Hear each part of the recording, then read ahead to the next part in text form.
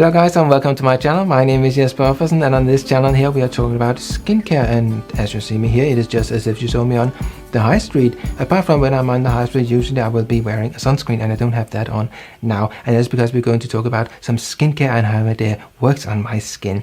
But the point is to say that I don't hide behind a filter. This is actually how I look. So today we are going to talk about some skincare from a French company. It's called a Laboratoire Filorga from Paris. And it sort of it looks like this.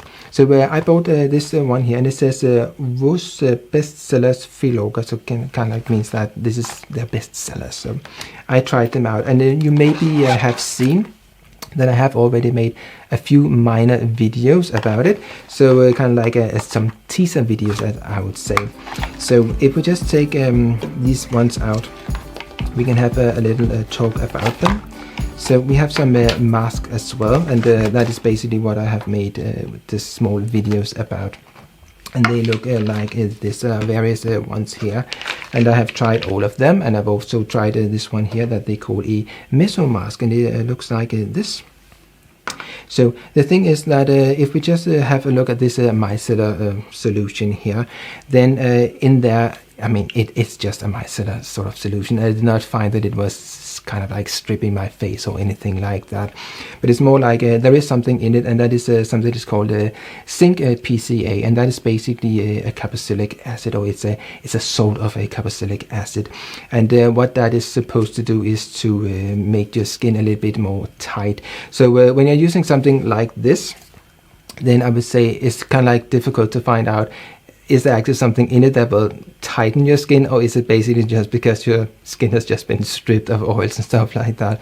But I felt that this was kind of like maybe had a little bit of some sort of a tingling effect on the skin, kind of like slightly, but not something where I would say that this is something that has stripped my skin or anything like that. It's more like it has a sort of tightening effect, but it's nothing dramatic, I would say. So yes, did it work for mascara, waterproof mascara? Yes, it did. And I tried it with this one here from Maybelline, which is a notorious one for it's waterproof and really difficult to get off your eyelashes, but it worked pretty well. So I would say that is that one here. So kind of like, it's a micellar water. So anyway, if we continue and have a little look, then we have this one here. There's a Time-Filler 5 XP. So that is their sort of basically one of their best sellers as of a day cream. I guess you can use it at night as well. That is what I did. I used it during the night, and then as I've said before, I don't really put a cream on in the morning. I just put a sunscreen on. So when I test something, then I test it in the evening. Sometimes I might test it as I just come home with something, just have a little quick go at it. But as such, I use it during the night. So here we have this Time-Filler 5 XP, and it does contain something that is it's a snake venom, or basically it's a substitute for. So it's a sort of like an artificial form of it, but it has sort of the same effect, and it is supposed to make your skin kind of like just like Botox, so kind of like you can't really move your face.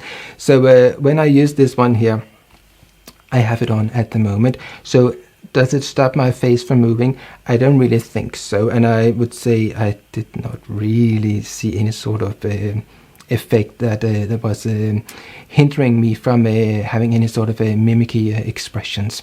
So maybe it will help a little bit if there was a little bit more in the product. But the thing is, when you're using something like this, you can obviously go on and just use a lot of the stuff, and then you will get a lot of the stuff on your skin, and it might not perform that well. So basically I would say, when you are using something like this, it feels like I have it on at the moment, as I said.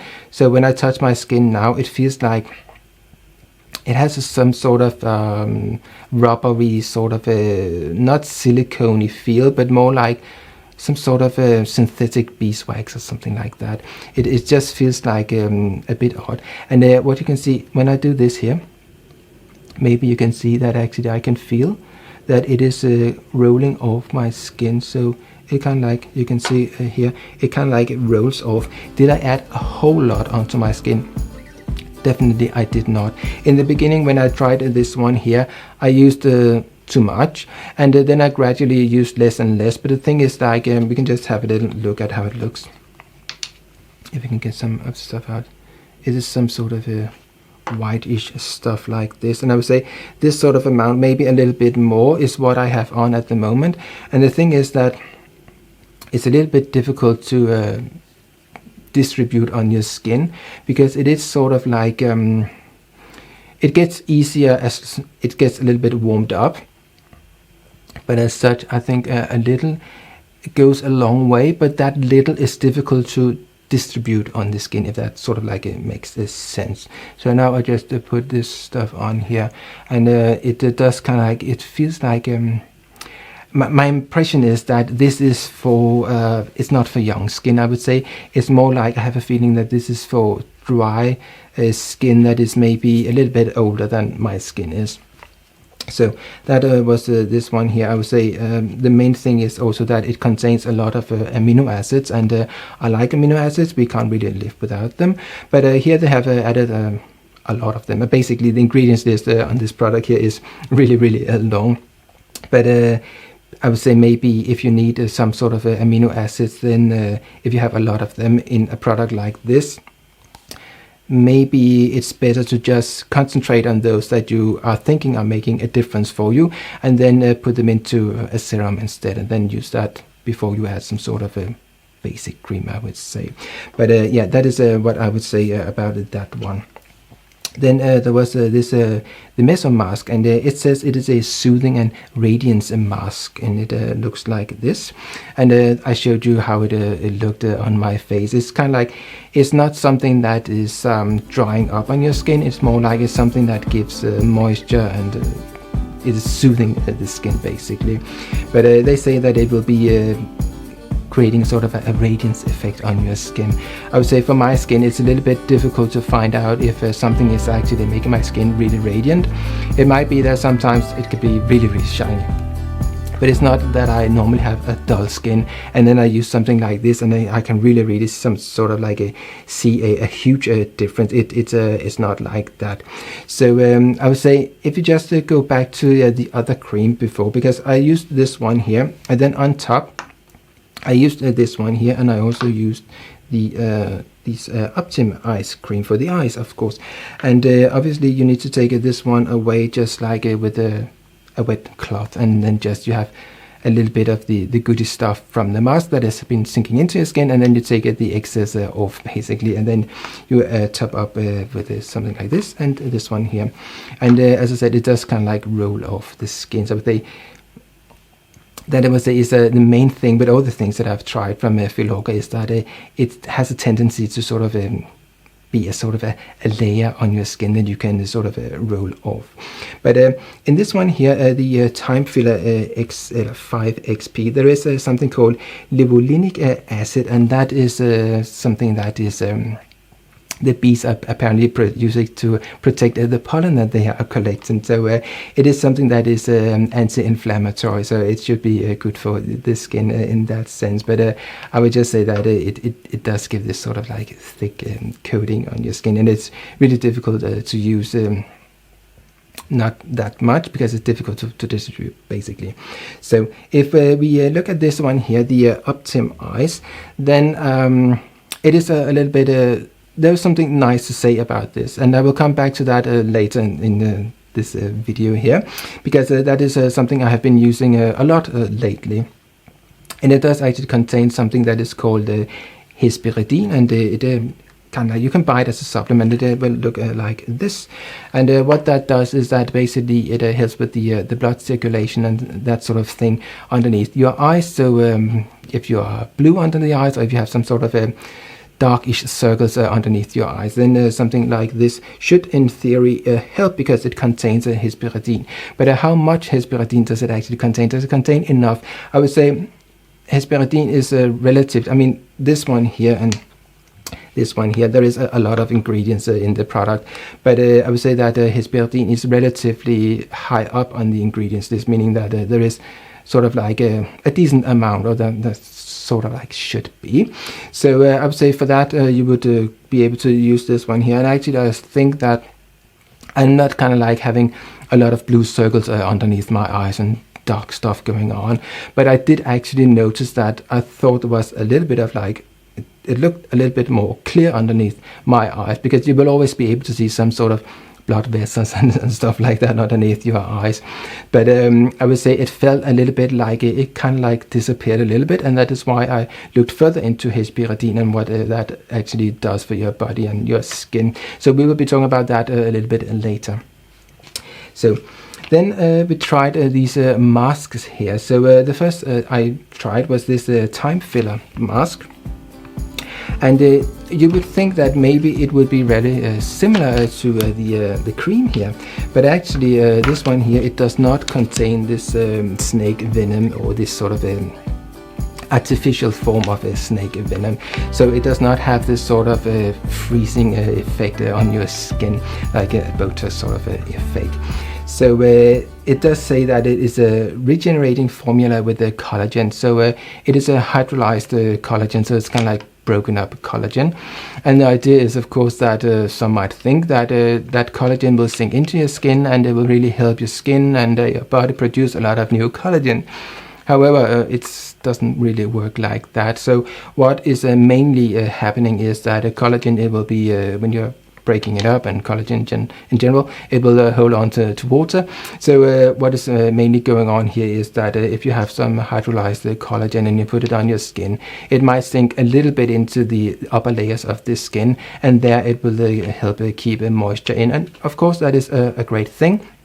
I just think that a lot of people, when they see something like it's this collagen and it's with collagen and stuff like that, then people are thinking, oh, it's really gonna help my collagen, but it basically there are no proof that it's gonna help that way. So basically it's a little bit like if you want to do something for your collagen, you need to eat something like glycine and proline and lysine, so the amino acids that are essential for your body to produce a collagen itself. This stuff here, it will just kind of like helps keep moisture in the skin, and yeah, that might be a good thing. But there are other stuff that does that, like hyaluronic acid, and I think there is actually that in here as well, hyaluronic acid. Yeah.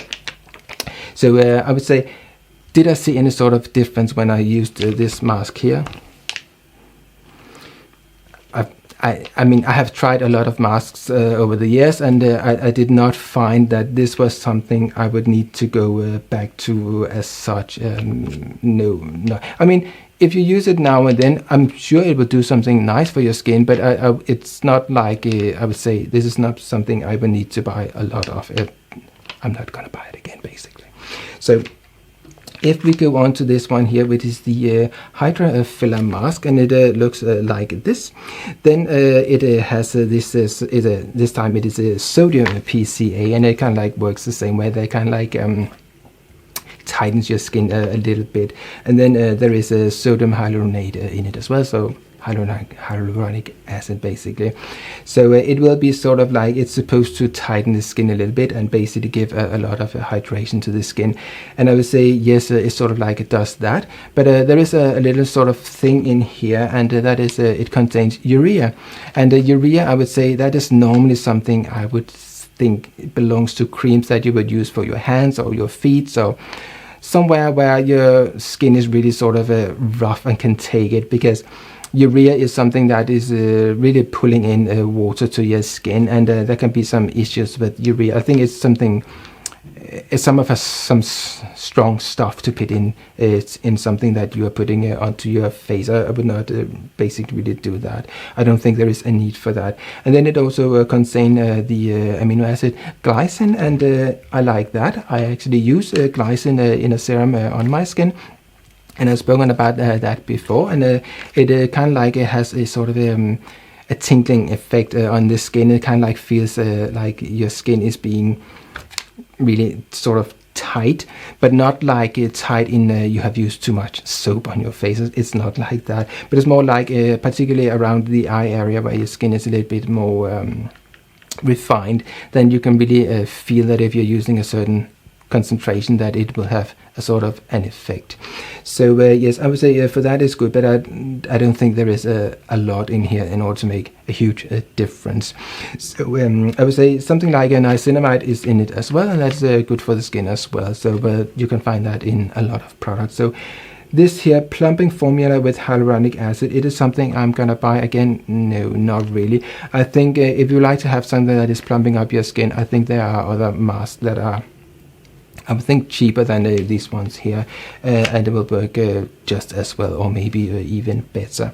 So yes, if we are looking at this one here, the last one that I tried, and that is the lift mask, and you would expect that it would kind of like really tighten your skin and really kind of like lift your skin like up somehow, but I would say it is a plant plasma-based skin toning formula, as they say here on the front, and it does contain some phytic acid, for example, and that is supposed to sort of like exfoliate your skin a little bit, and then it kind of like works a little bit like glycolic acid, but it's just kind of like a little bit a milder form, or a milder thing basically.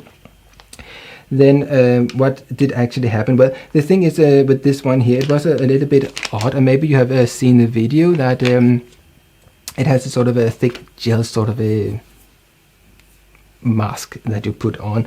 So it basically has these two here. So you take this mesh thing off first, and then you are left with something that feels a little bit stiff, and then you realize, or maybe you would already have realized if you read on the package.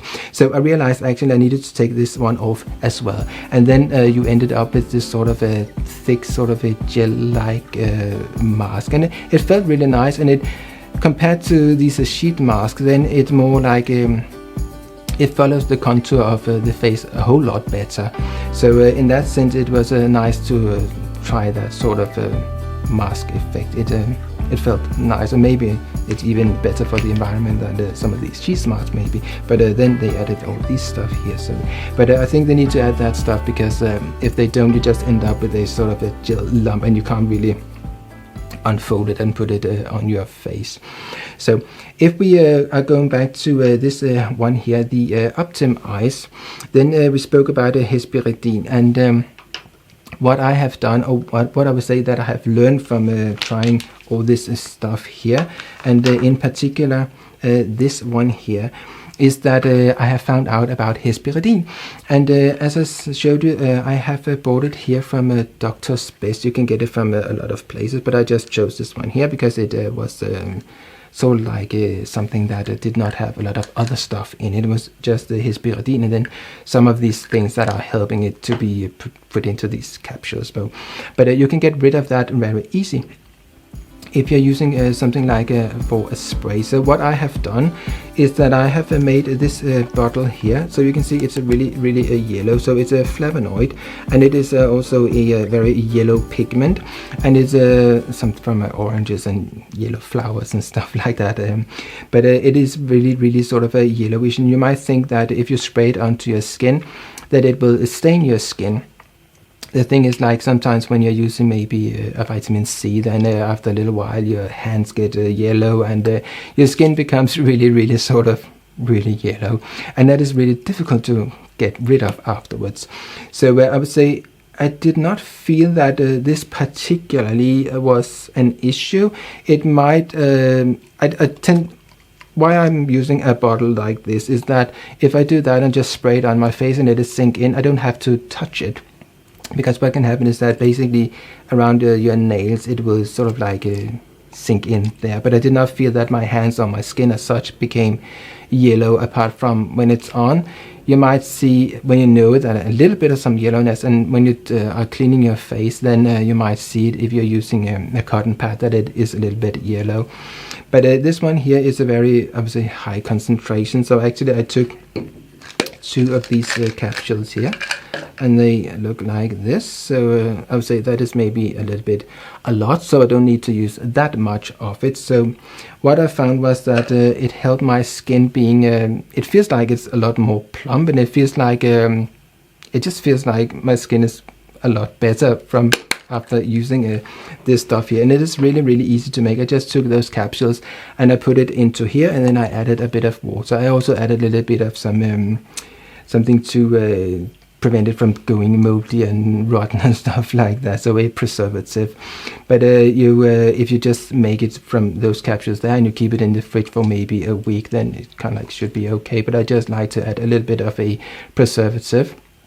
And then I also added a little bit of propylene glycol, and that is because this stuff here, maybe it needs a little bit of a helping hand in order to sink into your skin, because it is about 600 Dalton, and the thing is that there is this sort of rule about 500 Dalton, and that is sort of like the threshold for what can sink into your skin easily. So if you have something that is larger than 500 Dalton, then it will not sink in through your skin that well, unless you are adding something that will help in order to destabilize the skin barrier for a little while, and then the stuff can sink in. And something like a propylene glycol, it will do that, and that is why you're seeing that in a lot of creams and lotion and potions or something similar to that. So that will help it sink into your skin. So what I basically did is that I clean my face, and then I just spray this stuff on. And yes, I like to use a lot of the stuff, so it might be dripping everywhere. But usually I use it in the evenings. It doesn't really matter if I look a little bit yellow in the face. But I don't think it's a huge issue. But I just use it before I put on a serum afterwards, and then but the thing is, I let it sink completely in, because I don't want it to be too much blended into the serum that I'm putting on afterwards, and that's the serum that contains glycine and serine, and I will talk about that in another video.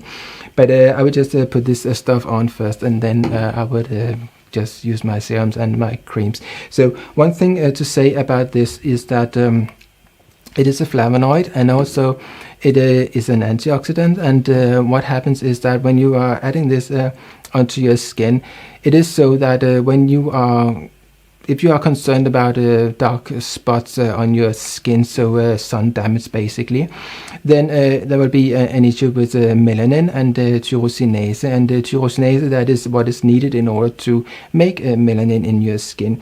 But the thing is that if you're using something like this, then it is actually an inhibitor of tyrosinase. And what that means is that it will inhibit tyrosinase from working.